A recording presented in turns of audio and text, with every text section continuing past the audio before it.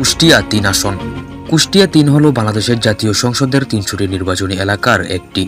এটি কুষ্টিয়া জেলায় অবস্থিত জাতীয় সংসদের ৭৭ নং আসন। কুষ্টিয়া ৩ আসনটি কুষ্টিয়া জেলার কুষ্টিয়া সদর উপজেলা নিয়ে গঠিত। কুষ্টিয়া জেলার প্রাণকেন্দ্র নিয়ে এই আসনটি গঠিত হয়েছে। এই আসনটি বাংলাদেশের বিভিন্ন সংগ্রাম, ঐতিহ্য, ইতিহাস ও সাংস্কৃতিক অঙ্গনে ব্যাপক ভূমিকা পালন করে। এই আসনটিতে রাজনৈতিকভাবে অনেক জনপ্রিয় রাজনৈতিক প্রার্থীদের আনাগোনাও রয়েছে। এই আসনে সাবেক আওয়ামী লীগের এমপি ছিলেন আওয়ামী লীগের যুগ্ম সাধারণ সম্পাদক মাহবুবুল হক হানিফ। বর্তমানে এই আসন সবচেয়ে বেশি আলোচিত হচ্ছে আবার জামায়াতে ইসলামীর প্রার্থী আলেম মুফতি আমির হামজার মনোনয়ন নিয়ে। তাকে এই আসনে মনোনয়ন দিয়েছে বাংলাদেশ জামায়াতে ইসলামী। তো আজকের ভিডিওতে জানাবো কুষ্টিয়া ৩ আসনের আগামী সংসদ সদস্য কে হতে চলেছে।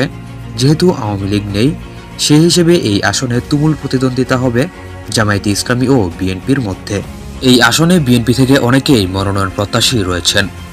তো কে মনোনয়ন পেয়ে লড়বে মুফতি আমির হামজার সাথে বিএনপি থেকে, আর মনোনয়নই বা কে পাবে, সেসব নিয়ে পুরো তথ্য থাকছে আজকের ভিডিওতে। বিএনপি থেকে এই আসনে ৩ জন প্রার্থী রয়েছেন মনোনয়ন প্রত্যাশী।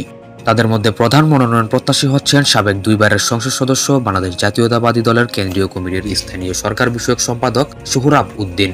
আরও রয়েছেন লন্ডন প্রবাসী বিএনপি নেতা তারেক বিন আজিজ। আরও মনোনয়ন প্রত্যাশী আছেন সাবেক উপজেলা চেয়ারম্যান জাকির হোসেন সরকার। ইতিমধ্যে সবাই কুষ্টিয়া ৩ আসনে শুরু করেছেন নির্বাচনী প্রচারণা। নিজ নিজ উদ্যোগে করছেন দলীয় গণসংযোগ। মনোনয়নের জন্য ধারণা দিচ্ছেন কেন্দ্রীয় নেতৃত্বের কাছে। তবে ধারণা করা হচ্ছে এই আসনে আবারও বিএনপির মনোনয়ন পাবে সাবেক এমপি সোহরাব উদ্দিন। আবার অনেকে মনে করছেন সবচেয়ে যোগ্য লন্ডন প্রবাসী ব্যক্তি প্রকৌশলী তারেক বিন আজিজ। তবে সাবেক উপজেলা চেয়ারম্যান জাকির হোসেন সরকারও ব্যাপক গণসংযোগ করছেন তার আসনে। তবে তার মনোনয়ন না পাওয়ার সম্ভাবনা সবচেয়ে বেশি। আর এক্ষেত্রে তারেক বিন আজিজ বা সোহরাবউদ্দিন দুজন থেকে একজন মনোনয়ন পেতে পারে। তবে পাল্লাটা ভারী সোহরাবউদ্দিনের দিকেই। ইতিমধ্যে করছেন তিনি বিভিন্ন গণসংযোগ সহ বিভিন্ন অনুষ্ঠানে অংশগ্রহণ ও রাজনৈতিক প্রচারণা। আর কুষ্টিয়া 3 আসনটি আগে থেকেই বিএনপির ঘাঁটি আসন হিসেবে পরিচিত। তবে দলের শুভাকাঙ্ক্ষীরা মনে করছেন যোগ্য ও জনপ্রিয় প্রার্থীদের মনোনয়ন না দিলে এই আসনে এইবার বাজিমাত করবে জামায়াতে ইসলামীর হেভিওয়েট প্রার্থী মুফতি আমির হামজা। মুফতি আমির হামজা একজন বাংলাদেশি ইসলামী পণ্ডিত, আলেম ও ওয়াজ মাহফিলের আলোচক। তিনি বাংলাদেশ জাতীয় মুফাসসির পরিষদের কেন্দ্রীয় কমিটির যুগ্ম সাধারণ সম্পাদক ছিলেন।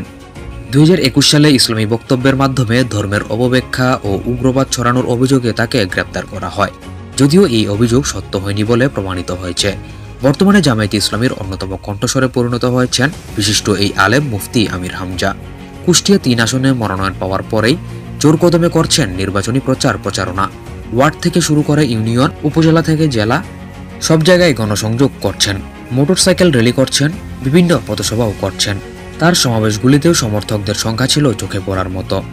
এই আসনে বর্তমানে অনেক জনপ্রিয়তা লাভ করেছে মুফতি আমির হামজা। ধারণা করা হচ্ছে প্রচারণা অব্যাহত থাকলে আগামী নির্বাচনে তার জয় পাওয়ার সম্ভাবনা অনেকটাই বেশি। তবে তাকে জয় পেতে হলে পেরিয়ে আসতে হবে বিএনপির ভোটের লড়াই।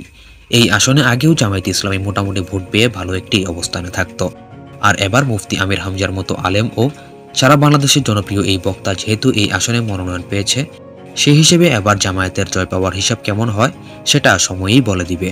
আর এই আসনটি বিএনপি অধ্যুষিত হওয়ায় বিএনপির সাথেও তার লড়াই হবে কঠিনভাবে এবং সমানতালেও হতে পারে।